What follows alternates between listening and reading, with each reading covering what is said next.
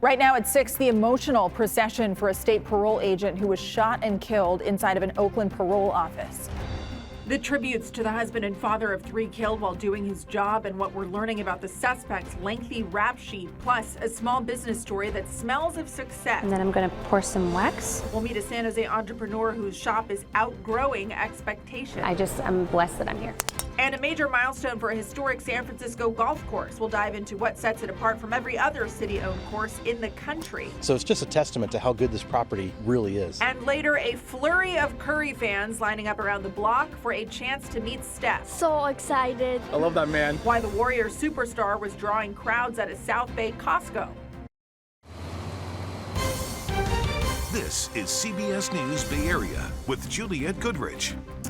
Hi, I'm Sarah Donchi in for Juliette this evening. A solemn procession this afternoon as law enforcement officials escorted the body of a state parole agent. Joshua Byrd was shot and killed at a state corrections office in East Oakland yesterday. The procession began this afternoon at the Alameda County Coroner's Bureau in Oakland, and it ended at a funeral home outside of Sacramento where Byrd lived. Oakland firefighters joined local law enforcement agencies in saluting Byrd's procession as it traveled on 580. As his wife and 3 children mourn this incredibly tragic loss, we've learned new details about the shooting and the suspect's criminal past.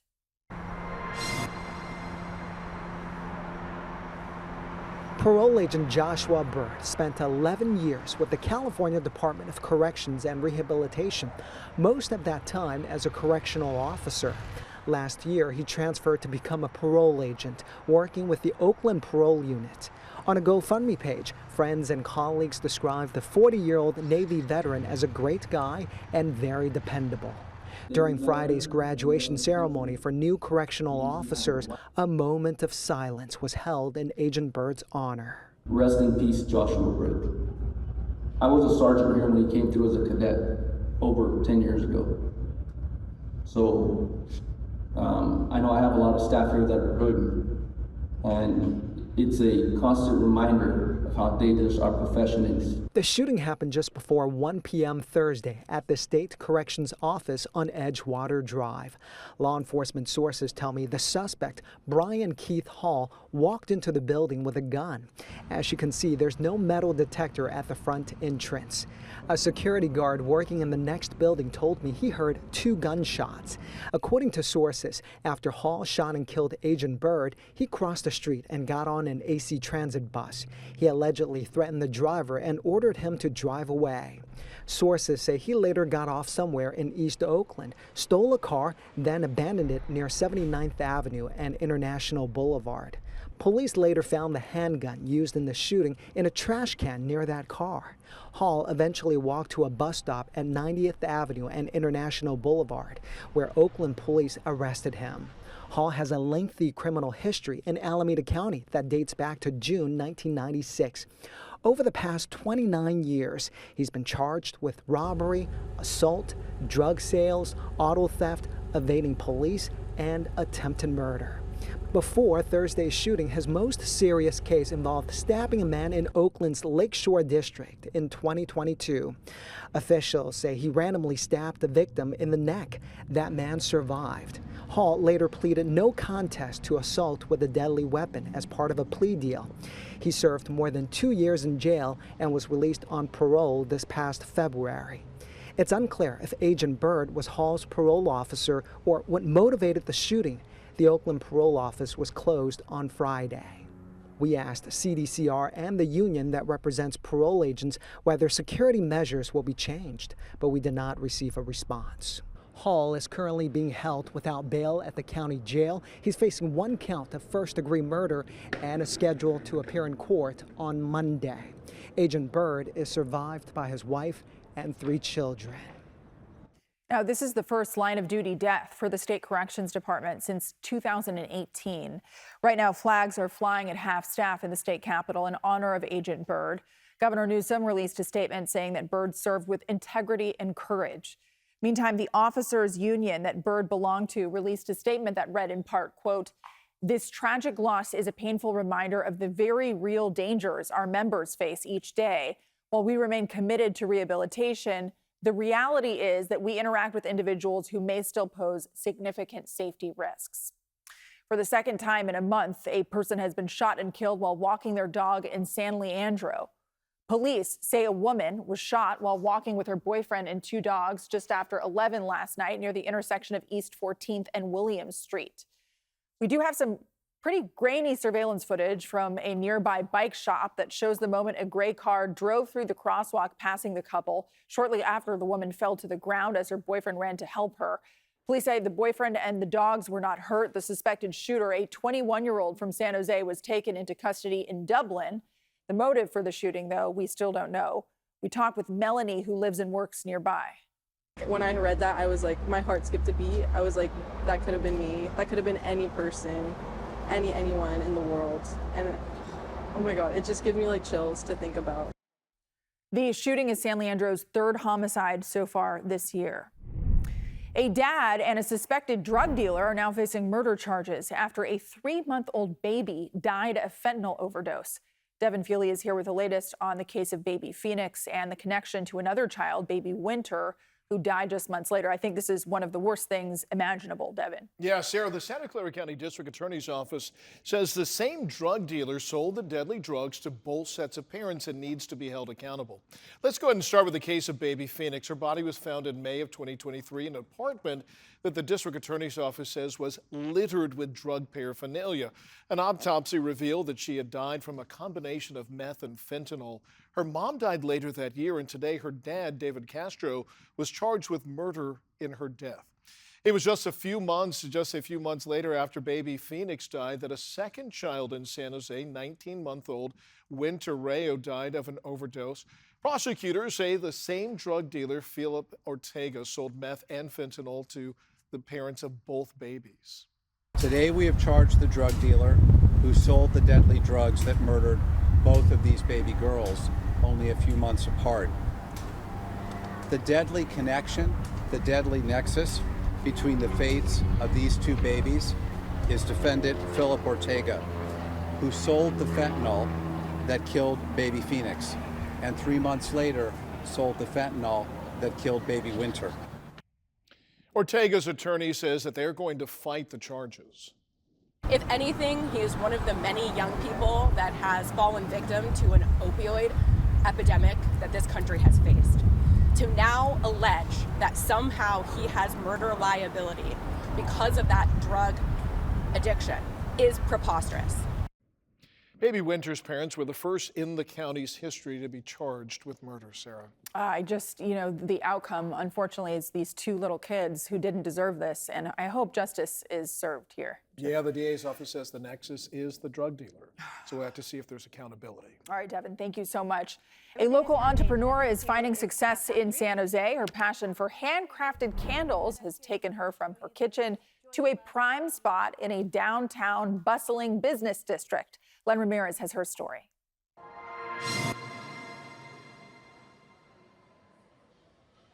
And then I'm going to pour some wax. I'm going to turn around right here. For Marcelina Castro, it all began with wax, I can eyeball it pretty good now.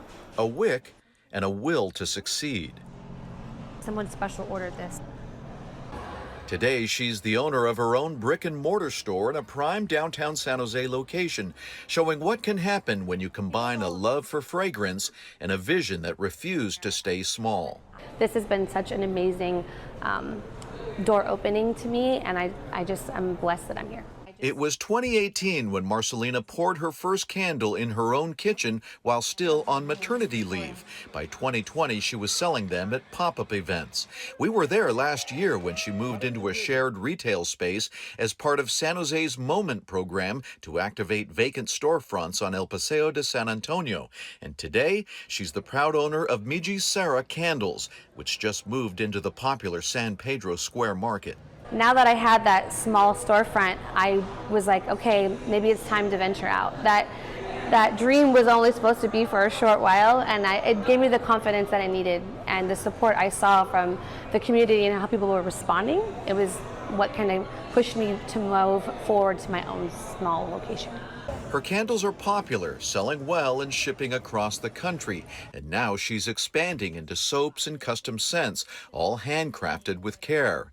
But her custom candle making classes started to drive her business and are the big reason why she needed more space. And just to be making a candle today, I very much I can't wait to turn it on today and know that I made this candle. Everything is handmade. Nothing here is factory. She comes from a family of small business owners who helped her in countless ways. And although she has a day job in the healthcare field, she's proud to carry on the tradition and hopes to one day pass the business on to her 3 children. Having that role model life, showing that anyone can do it, if I can do it, anyone can, and having a role model for my girls to know that you could do anything if you put your heart to it. If you really, From the kitchen table to a storefront shining with success, Marcelina Castro is proving that hard work, passion, and the right support can make a small idea grow big. Marcelina named her business after her children, Miji for Mia and Gianna. You can visit Miji Sarah Candles in San Pedro Square, or you can shop her collection online. Still ahead here at 6 o'clock, a local golfer celebrating the centennial birthday of a historic San Francisco course. We'll look at how it turned into a PGA Tour mainstay. It was a barren field, right? There was lettuce farms here, they ranched cattle here, and then they built the golf course. And speaking of history, the rush to remove this Canadian Navy vessel that's polluting the San Joaquin Delta.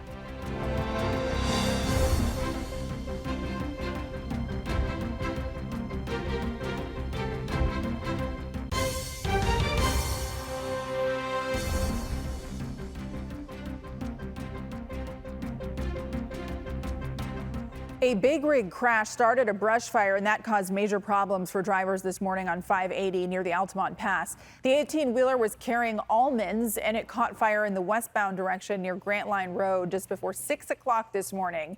That fire ended up spreading to a hillside. It was under control before 7 a.m., but the cleanup forced CHP to shut down westbound lanes for several hours. They did not reopen until just after noon. The Coast Guard is finally removing an abandoned ship that's been leaking oil into the San Joaquin Delta since 2021. The Chaleur, a former Royal Canadian Navy minesweeper, has been in the water for decades.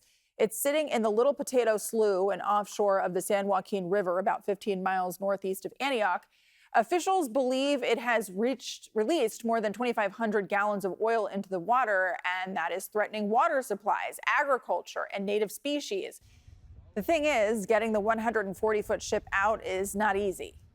You have a wooden vessel that has been beneath the surface of the water for several years, so we don't really know what the integrity of that vessel is like.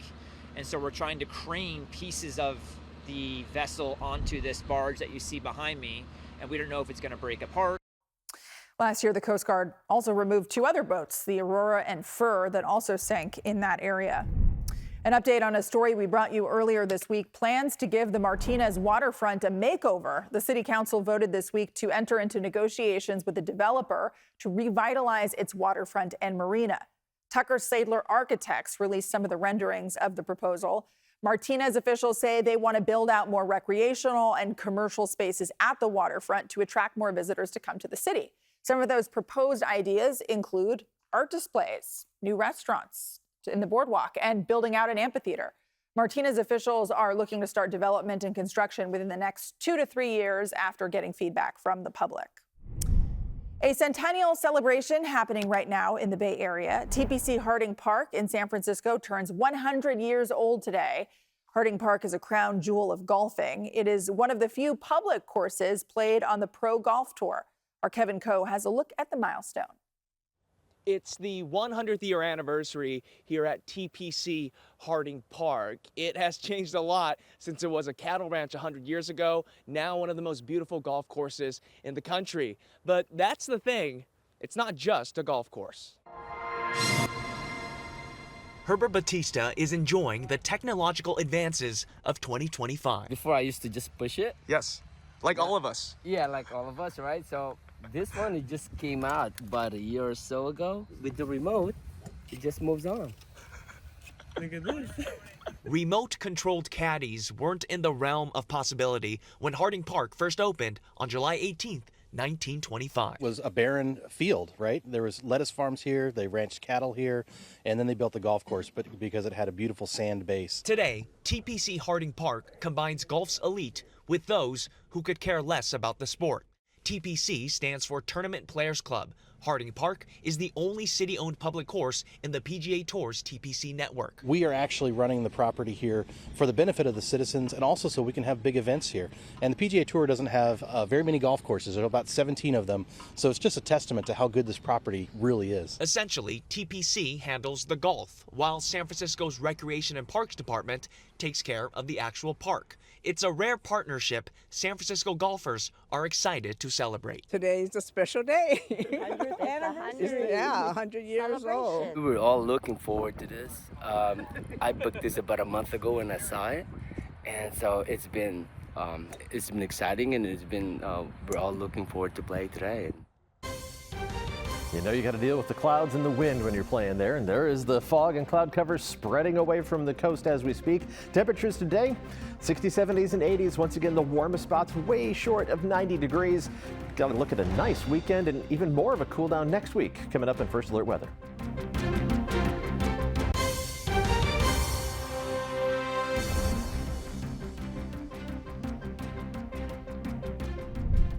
Okay, I know it's been summer allegedly somewhere.